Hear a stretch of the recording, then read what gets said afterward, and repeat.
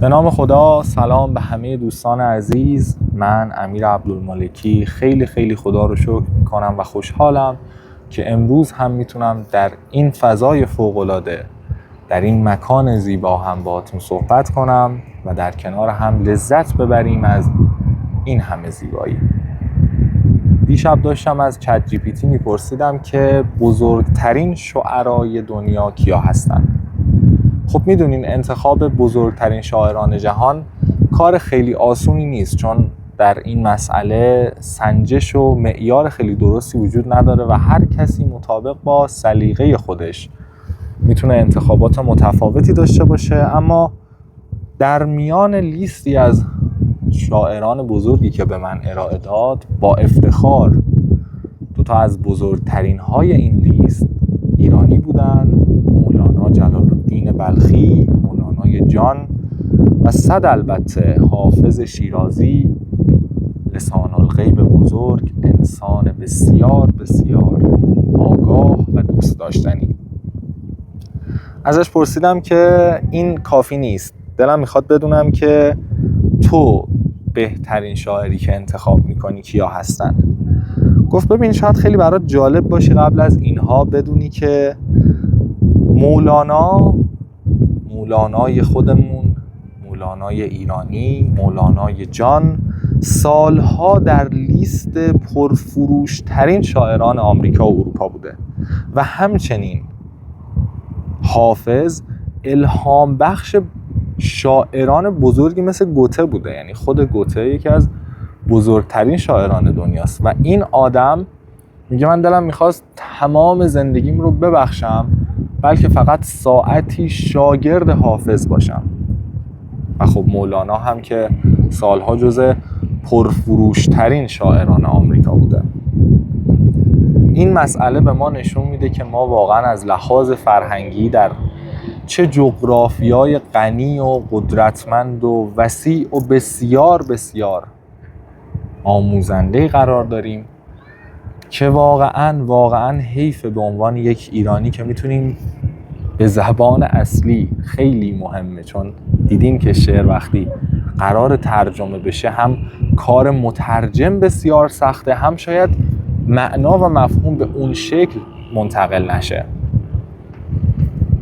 اما ما میتونیم مولانا، حافظ، فردوسی، سعدی، خیام، حتی شعرای بزرگی که واقعا در این زمینه کم نداریم رو به زبان اصلی بخونیم، لذت ببریم، استفاده کنیم و حیف اگر به عنوان یک ایرانی از این همه فرصت و نعمت بی‌دریغ و بی بهره بمونیم.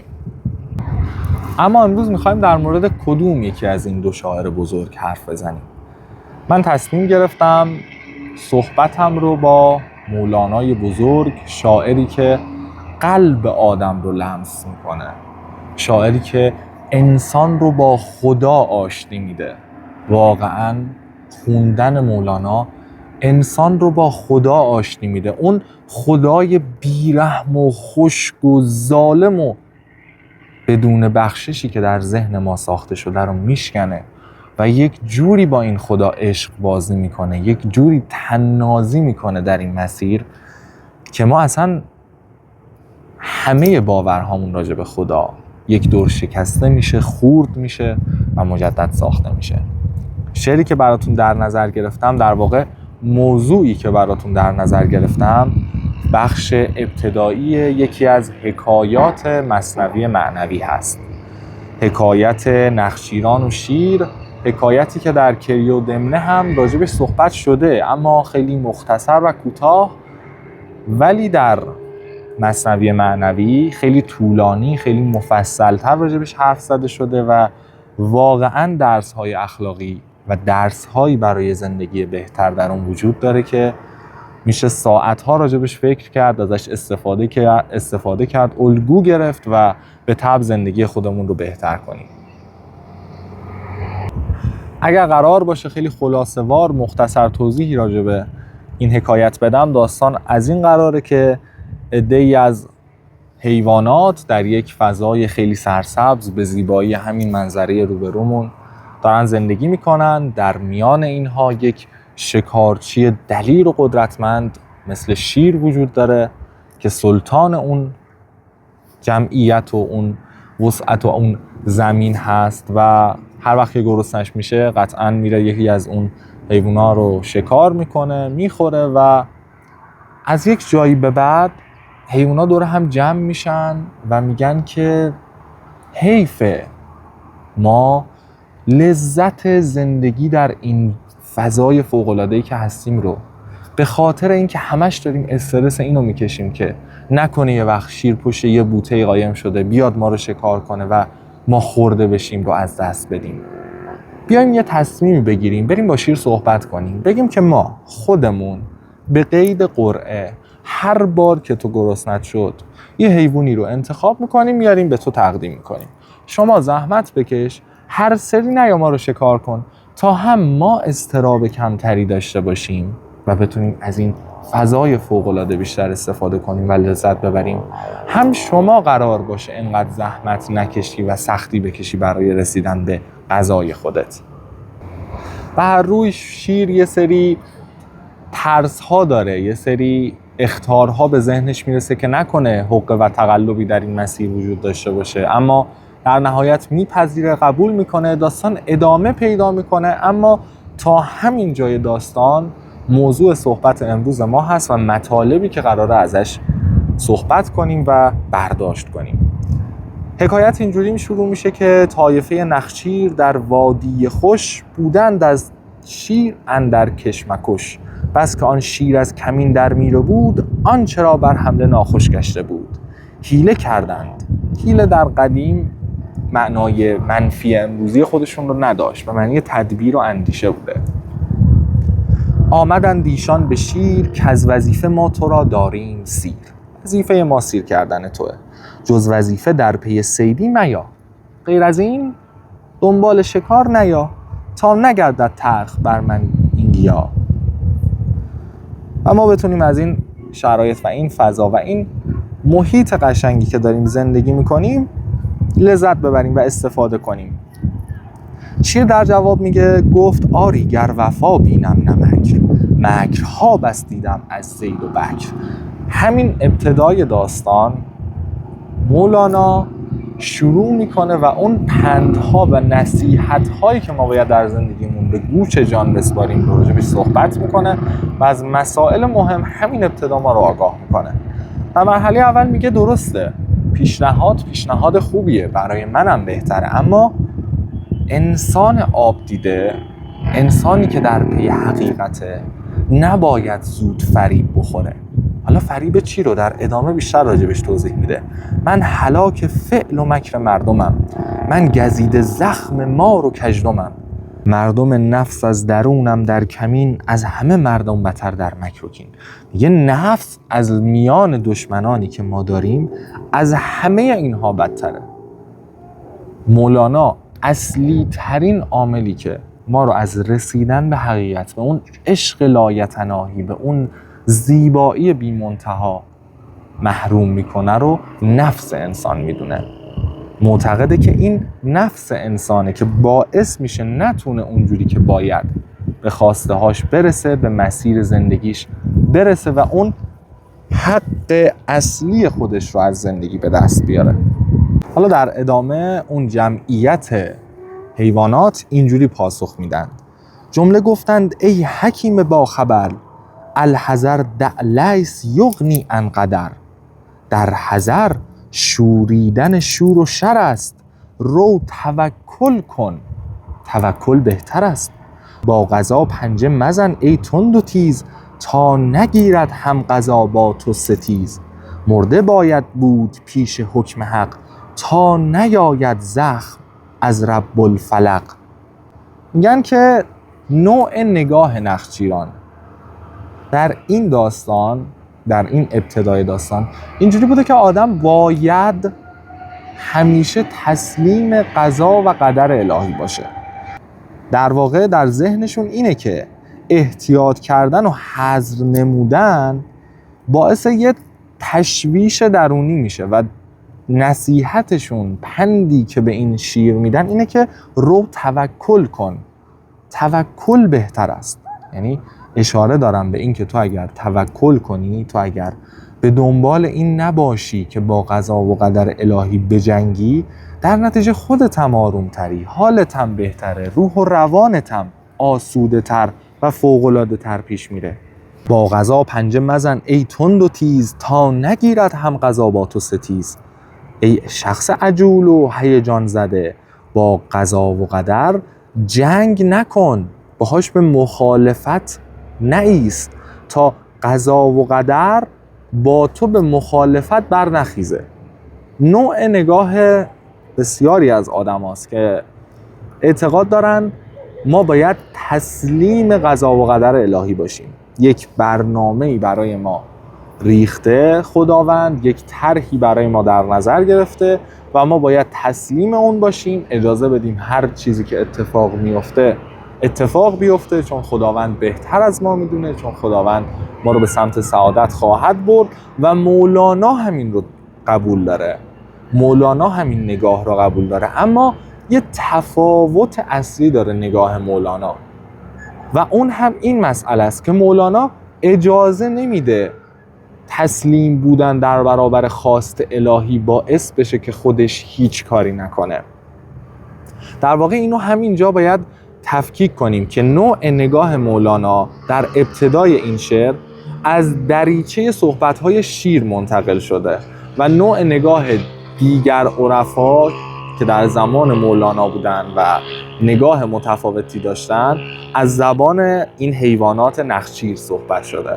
مولانا میگه که من قبول دارم ما باید تسلیم خواسته های خدا باشیم، من قبول دارم که ما باید با قضا و قدر نجنگیم و اون رو بپذیریم، اما تا زمانی که ما توانایی این رو داریم که یک کاری رو انجام بدیم، اشتباهه که به این هوا که یک تصمیمی برای من گرفته شده پس من باید دوچار بی‌عملی بشم، این تصمیم رو رها کنم، این عمل رو رها کنم. در ادامه خیلی خیلی خوب و قشنگ این رو توضیح میده که میگه آقا درسته ما 100% باید این مسئله رو بپذیریم، اما نه اینجوری، نه به این معنی که دیگه کلاً رهاش کنیم. در ادامه شیر میگه گفت آری گر توکل رهبر است، این سبب هم سنت پیغمبر است. من هم با این قضیه مشکلی ندارم، اصلا این سنت پیامبر ما مسلمان هاست که ما باید به اراده خدا پذیرا باشیم و مخالفتی در این مسیر نکنیم. اما نکتهش چیه؟ گفت پیغمبر به آواز بلند با توکل زانوی اشتر ببند. همین مسئله در همین جای صحبت یکی از اصلی ترین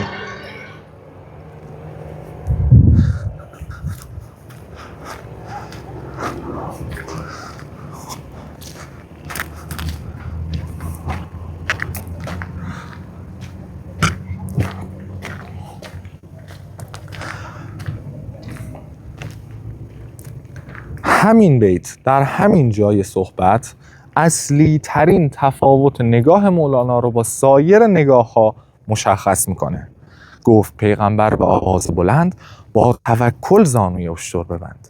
قبل از هر چیزی به این مسئله اشاره کنم که مولانا بسیار زیبا، ظریف و هنرمندانه قدرت این رو داشته که با یک مصرع اشاره‌ای بزنه به یک روایتی، به یک آیه‌ای از قرآن و یک موضوع خیلی خیلی مهم و حیاتی رو در قالب یک مصرع بیان کنه.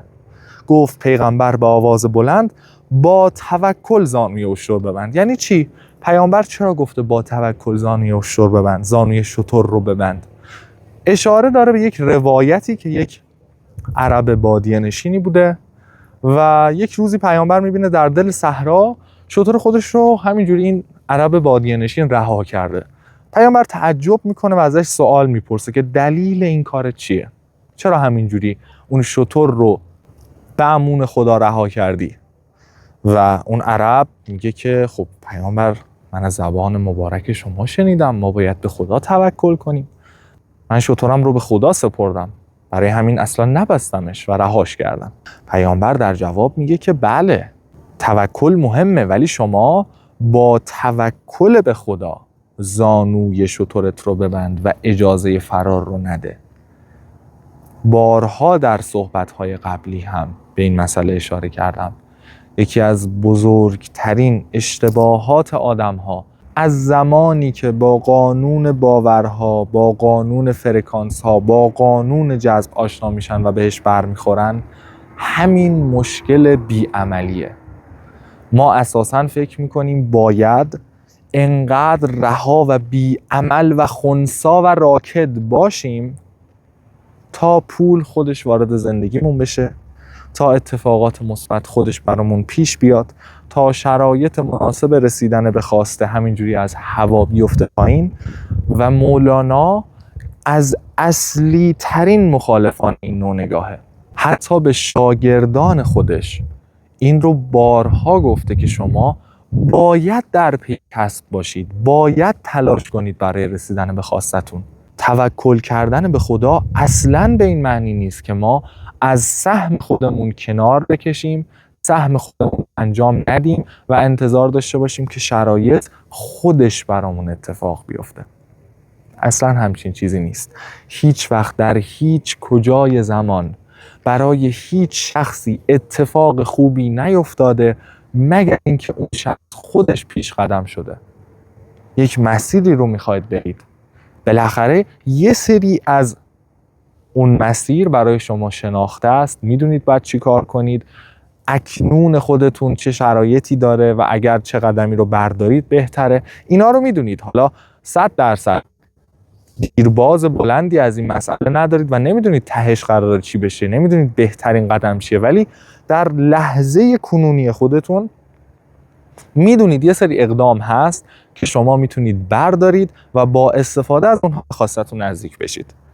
اگر فکر کنید که نه من هیچ کاری نمی کنم، صبر میکنم تا شرایط خدا بهترین راه حل رو به من بگه، یه اتفاقی بیفته من مسیرم کوتاه، اصلا اینطوری نیست.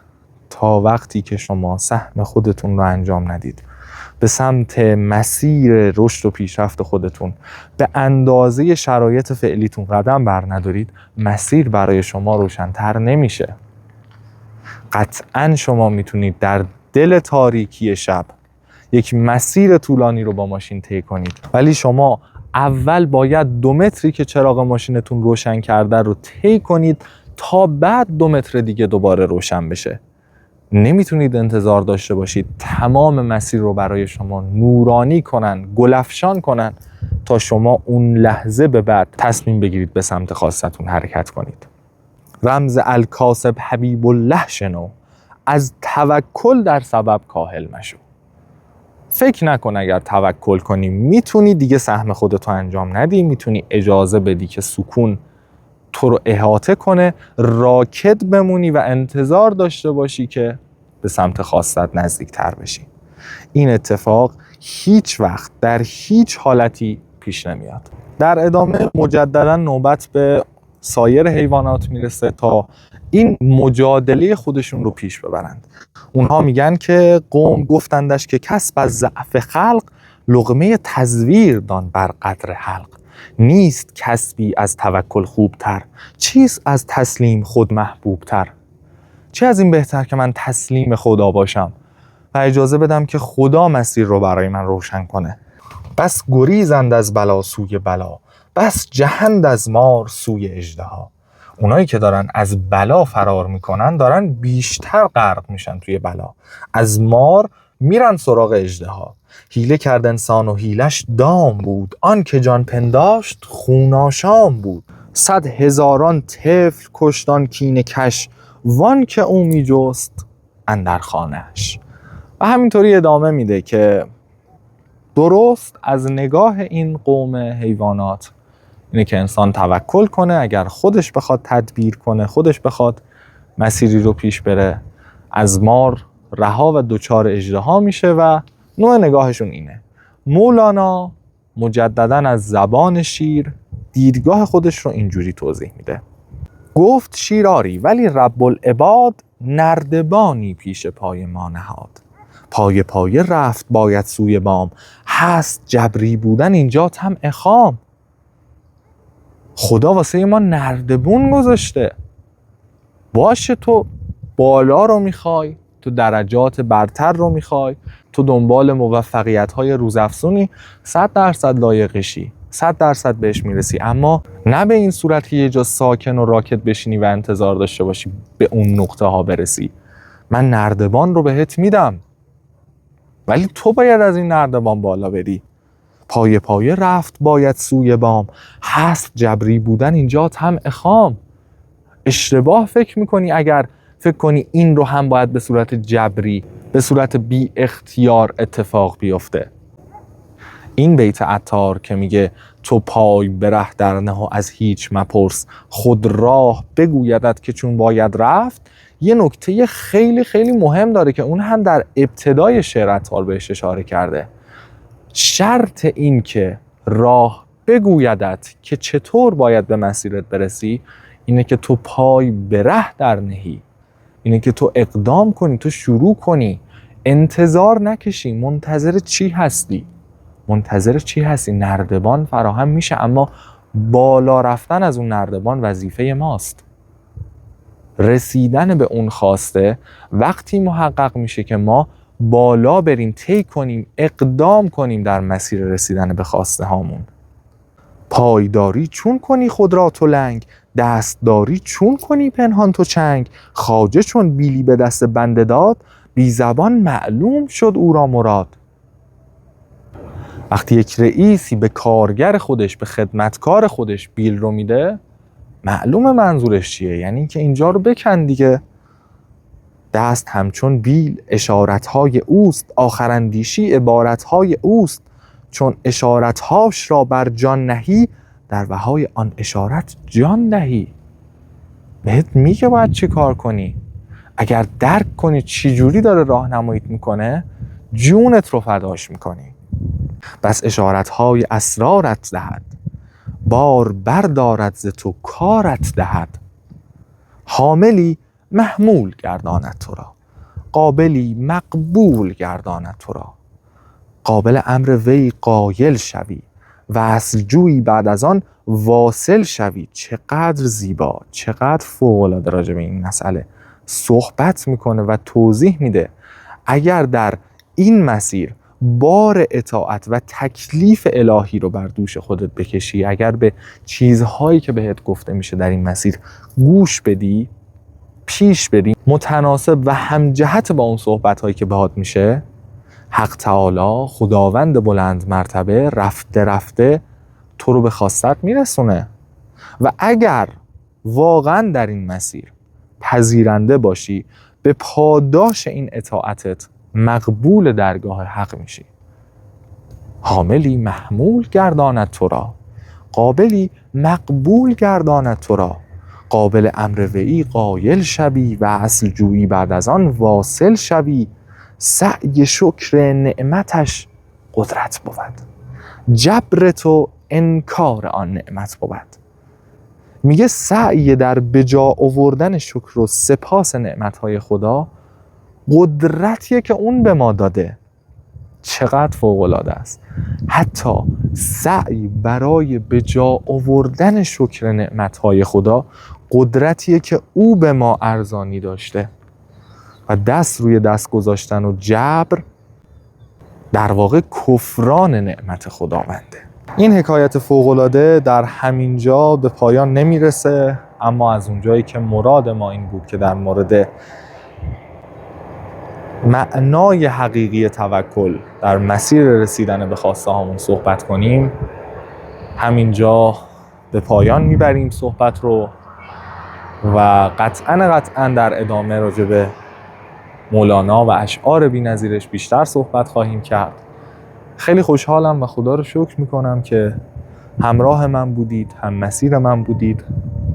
امیدوارم که بتونیم در کنار هم بیشتر و بیشتر و بیشتر استفاده کنیم، لذت ببریم، عشق کنیم و به سمت مطلوب دلمون بیشتر برسیم. خیلی ممنونم که تا اینجا همراه هم بودید. خدا نگهدار.